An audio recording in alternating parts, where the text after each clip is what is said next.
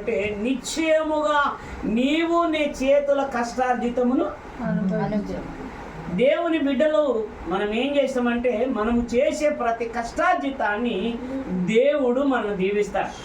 ఆమేన్, హల్లెలూయా. ఒకటి, మనము ఆయన యందు భయభక్తులు కలిగి ఆయన త్రోవలు నడిస్తే ధన్యులము. రెండోదిగా మనం చూస్తే మన కష్టార్జితమును మనము అనుభవిస్తాము, నీవు ధన్యుడవు, నీకు మేలు కలిగిన. మూడవది, మనము ధన్యులుగా ఉండాలి.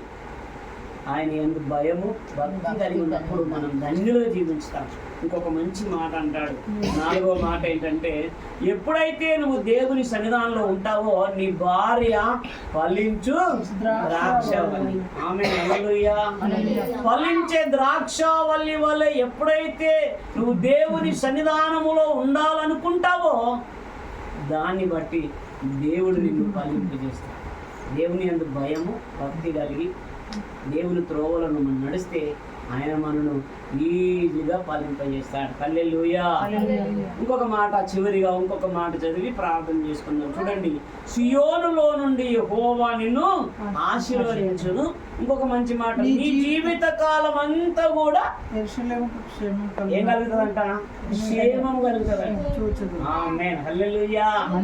క్షేమము కలుగుతుందంట. మన వల్ల దేవుని యందు మనం నడిస్తే, దేవుని వాక్యములో భయము భక్తి కలిగి మనం జీవిస్తే ఆయన త్రోవలు నడిచిన వారం అవుతాము.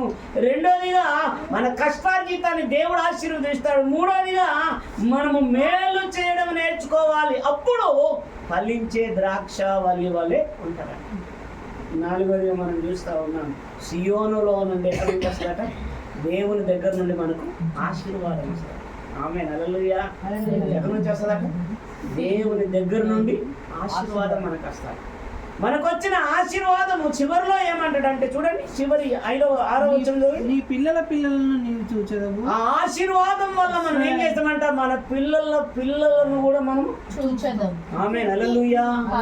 ఆ ఆశీర్వాదం మనకు ఉండాలంటే ఏం చేయాలా? దేవుని యందు భయం కలిగి బ్రతకాలి.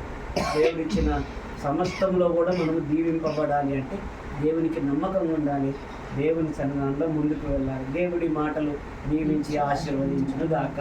ఆమేన్.